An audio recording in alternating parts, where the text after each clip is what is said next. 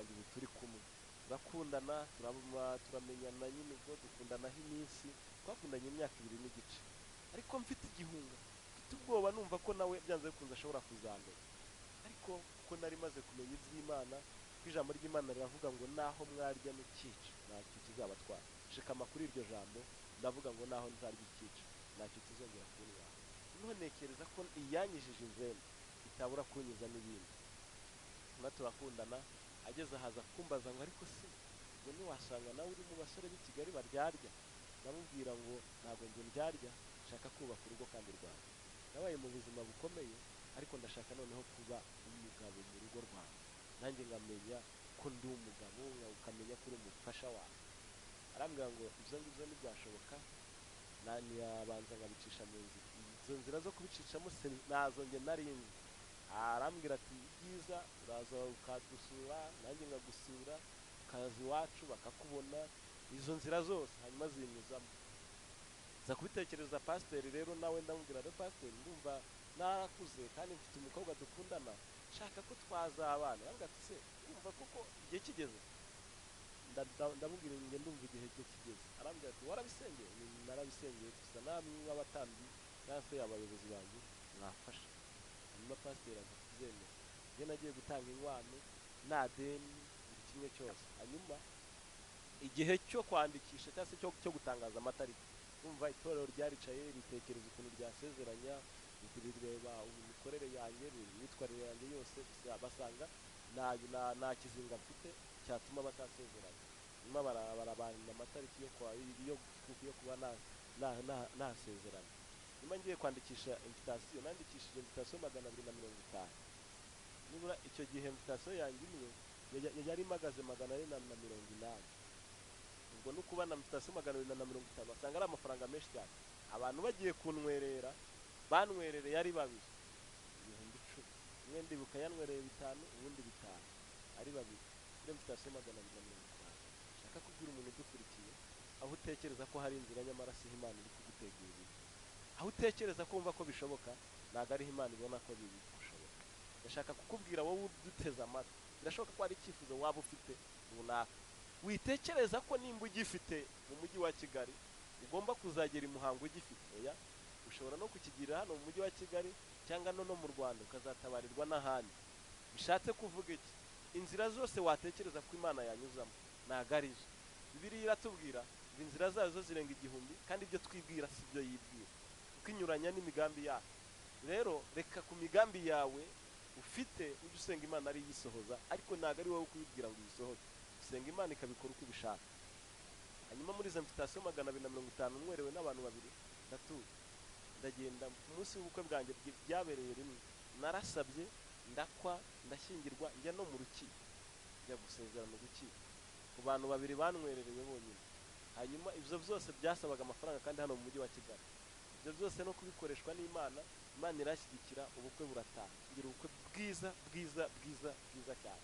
Nshaka kubwira umuntu uduteze amatwi, Imana igiye kugusubiza, iguha ibintu byiza nshuti yawe, iguha ibintu byiza. Nubone hari ukuntu biri kukugendaho, hari biri kukubaho, ugire ngo Imana yaracecetse. Ntabwo yacecetse, nta nubwo yahagaze gukora, iracyafite ubutware ku buzima bwawe.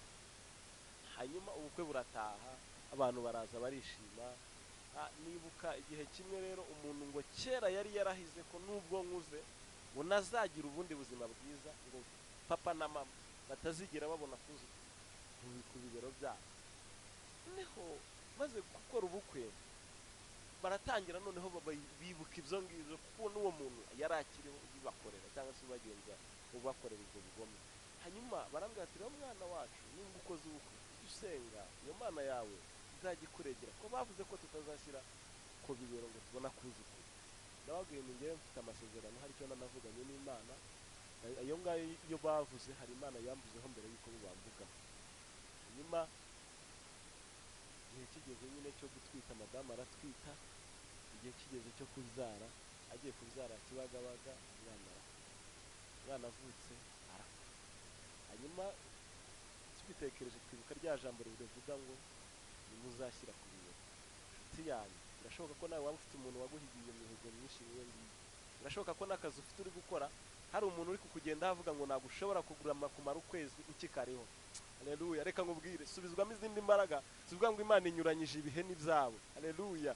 Urumva ashaka kugutangariza ijambo rikubwira ngo Imana inyuranyije ibihe byabo n'ibyayo. Imana niyo igiye gushyiraho ibyayo, ibyabo bitagaciro. Hanyuma nsenga Imana cyane, icyo gihe nari natangiye kuzura umwuka wera, numva afite imbaraga zikomeye, numva hari ukundi kuntu ndi kumenyerezwa kuba umupasiteri. Hanyuma magarara ku ijambo rivuga ngo abayo yabamenye kera. Haleluya. Humura nshuti yanjye, aho uri muri ako kazi bari kukurwanyiriza, abayo yabamenye kera. Aho ngaho urimo mu mushahara ubona utagushimishije, ariko abayo yabamenye kera. Shatse kukubwira n'iki ngiki, birashoboka ko n'akazi ushobora kuba uri gukora uneza amatwi cyangwa se ukurikiye ubu buhamya, birashoboka ko na bosi wawe ari kukubwira mu gihe n'igisenyi n'ahandi. Reka nkubwire, Yona ngo yatekereje kujya mu migambi yiwe, ariko Imana irangije irayihagarika. Reka nkubwire, wige igisenyi, hejuru y'ako kazi abona yaguhagarikira hari Imana igufitiye akandi kazi. Haleluya. Hejuru y'ibyo ngibyo birashoboka ko hari n'uri kukubwira ngo nimba uzahembwa amafaranga runaka uzamuhaho 1/2 cyayo, ako kihoreye. Hari Imana yiguteguriye ko utazagomba gutangaho 1/2 cyayo. Imana itugirire neza. Hanyuma uwo mwana amaze gupfa, madamu ndabwo yihanganye, nubwo sinamubwiraga yuko ibyo ngibyo mbizi nyine ko bavuze ko tutazashyira ku gihe, ariko nkamwihanganisha, akambwira ko ariko nimba usengera abandi bigakunda, kuki buriya Imana yemeye ko bigenda kora. Ndamwihangane, yatanze kutwita ukamubyara, izongera itumutwita n'ubu. Nyuma igihe kigeze atwita uwundi, aratwita, madamu ararikira kabisa. Nanjye mbona ko ibintu binenewe, mfata neza umusheri wanjye, madamu wanjye agenda amukunda cyane. N'undi uduteze amatwi birashoboka kuko bimeze kose, nimba utanamukunda cyangwa se hari satani wivanzemo, shikama uhindure. Hari Imana igiye guhindura amateka kugira ngo nawe muhuze. Imana idufashe cyane. Hanyuma igihe cyo kubyara nawe twari Kicukiro kuri Centre de Santé yaho. Ndibuka umuganga watwakiriye, naherekejwe na pasiteri umwe wavugaga Igifaransa, n'abavugana mu Gifaransa, ariko amubwira, amubaza uko imbaraga za madamu zimeze.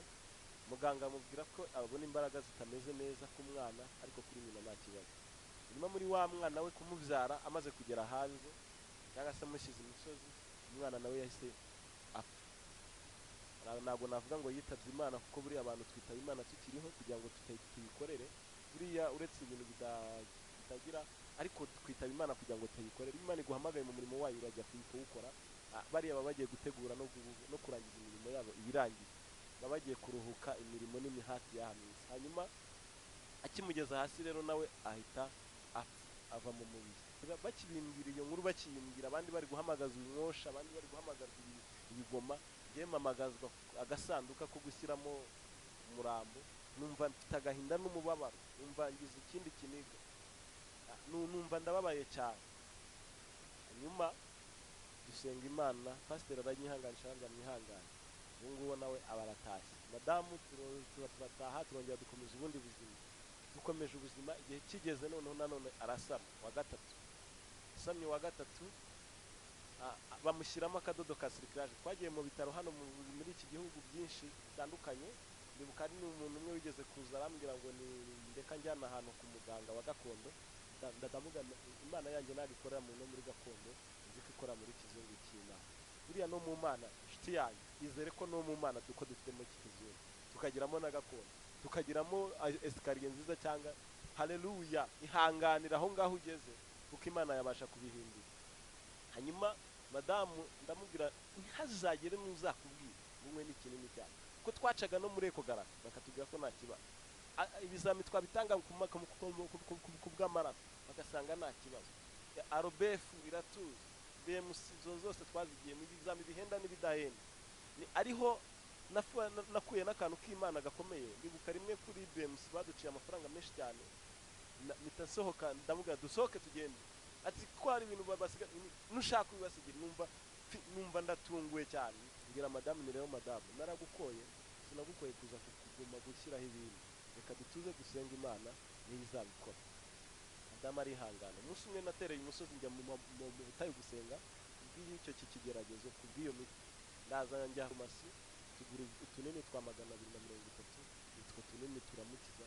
Ku muti bari baramuciye 240. imana ihabwa icyubahiro.